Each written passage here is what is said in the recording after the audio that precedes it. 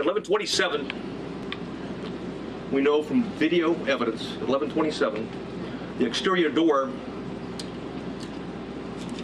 suspected of where we knew the shooter entered, Ramos, was propped open by a teacher. 11:28, the suspect vehicle crashes into the ditch, as previously described. The teacher runs to the room 132 to retrieve a phone, and that same teacher walks back to the exit door, and door remains propped open. There were two males, as reported by Regional Director Escalon yesterday. There were two males at a funeral home that when he heard the crash, they went to the crash scene. When they arrived at the crash scene, before they got there, they saw a man with a gun exit the passenger side with a backpack, and they immediately began running. Ramos began shooting at him. Did not hit him.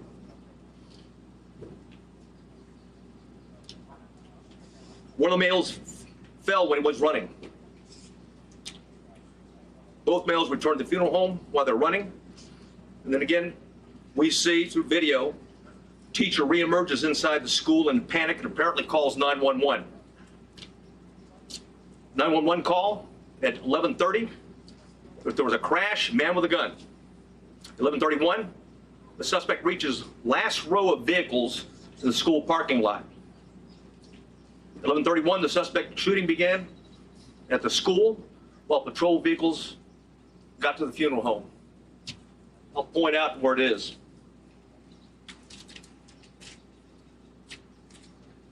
Crashed vehicles over here. Suspect was hiding behind a vehicle, started walking down, shooting into the classroom. There was discussion early on that an ISD, Consolidated ISD for Uvalde, had officer, was a resource officer and had confronted the suspect. That did not happen, as R.D. Escalon talked about yesterday. It was certainly stated in preliminary interviews, but often these preliminary interviews and a cursory walkthrough doesn't reveal the type of information, and certainly, police officers, like anyone else, under stress, sometimes witnesses get it wrong. But the bottom line is that officer was not on scene, not on campus, but had heard the 911 call with a man with a gun, drove immediately to the area, sped to what he thought was the man with a gun, to the back of the school, what turned out to be a teacher, and not the suspect. In doing so, he drove right by the suspect, who was hunkered down behind a vehicle, where he began shooting at the school.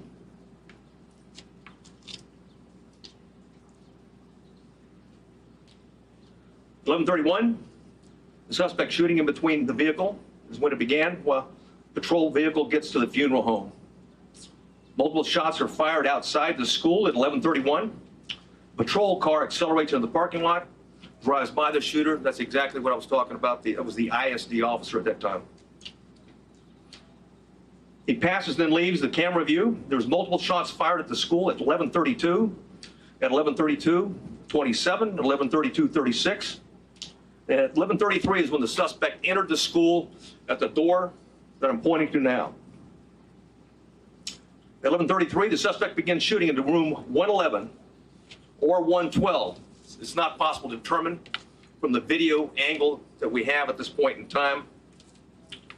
We do know this, that he shot more than 100 rounds based on the audio evidence at that time, at least 100 rounds.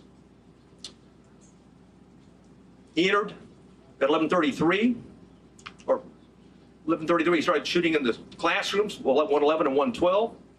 And 11:35, 3 police officers entered the same door as the suspect entered. All 3 of those police officers worked for the Uvalde Police Department. They were later followed by another 4, a team of Uvalde police officers, 3, and also a county deputy sheriff. So a total of 7 officers were on the scene. The 3 initial police officers that arrived went directly to the door, and 2 received grazing wounds at that time from the suspect, while the door was closed. At 11:37, there was more gunfire. Another 16 rounds was fired at 11:37. 1 at 11:37 and 16 seconds, 11:38, 11:40, 11:44. At 11:51, a police sergeant and USB agents started to arrive. At 12:03, officers continued to arrive in the hallway, and there were as many as 19 officers at that time in that hallway.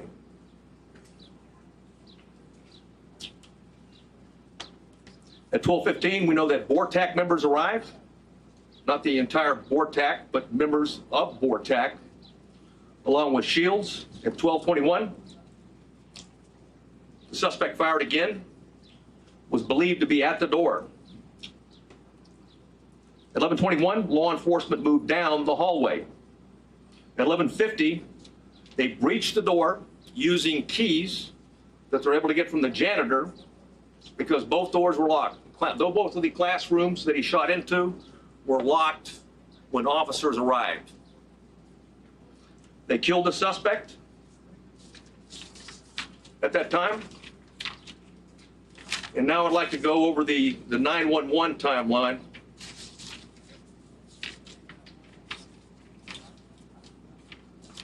Which I'll warn you is not.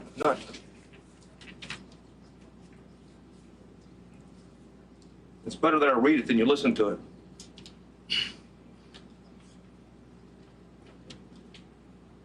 The caller identified, I'll not say her name, but she was in room 112, called 911 at 12:03. The duration of the call was 1 minute and 23 seconds. She identified herself and whispered she's in room 112. At 12:10, she called back in room 12, advised there multiple dead.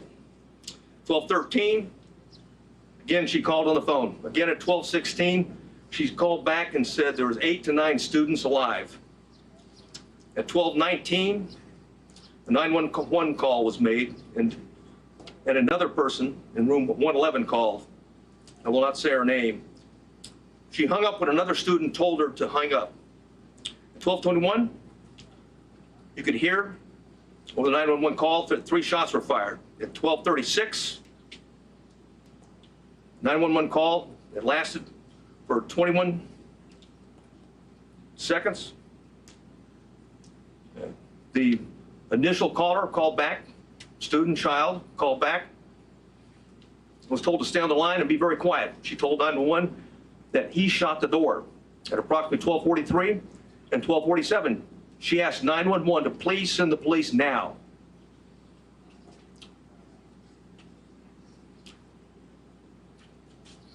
At 12:46, she said that she could hear the police next door. At 12:50, shots are fired. They can be heard over the 911 call. And at 12:51 is very loud and sounds like the officers are moving children out of the room. At that time, the first child that called was outside before the call cuts off.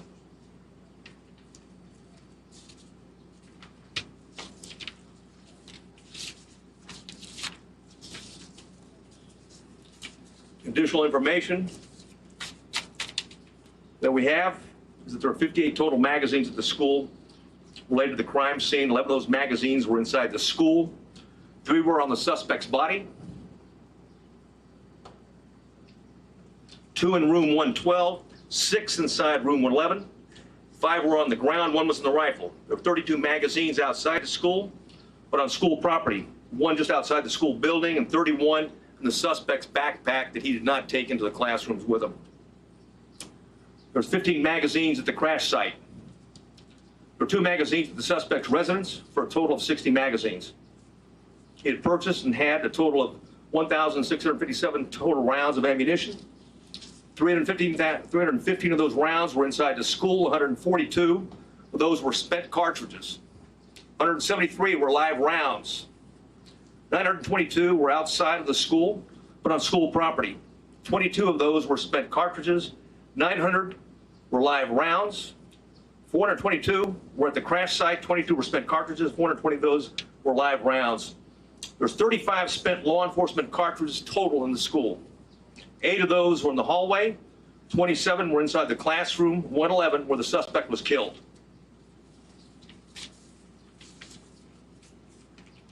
I mentioned that I was going to go over quickly a digital timeline. One of the things we talked about early, and I want to correct something that was said early on in the investigation is that he posted, okay, on Facebook publicly that he was going to kill his, he was going to shoot his grandmother. That, and secondly, after that, that he had shot her, and then third, that he was going to go shoot up a school. That did not happen. It was actually on a message. It was a Facebook application, messenger application to somebody else that he had a conversation with.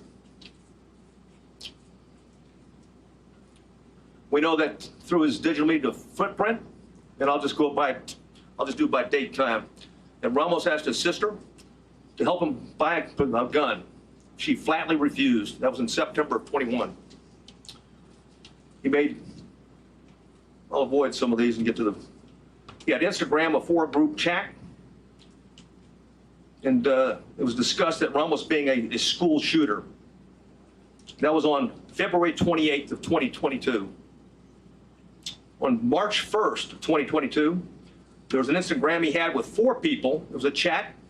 He discussed him buying a gun. On March 3rd, 2022, there was another 4-person chat. Quotations, word on the street is you are buying a gun. Ramos replied, just bought something. RN.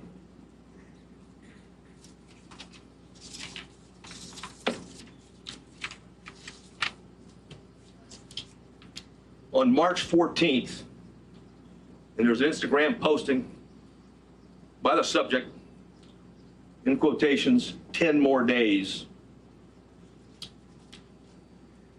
The user replied, are you going to shoot up school or something? The subject replied, no, and stop asking dumb questions and you'll see.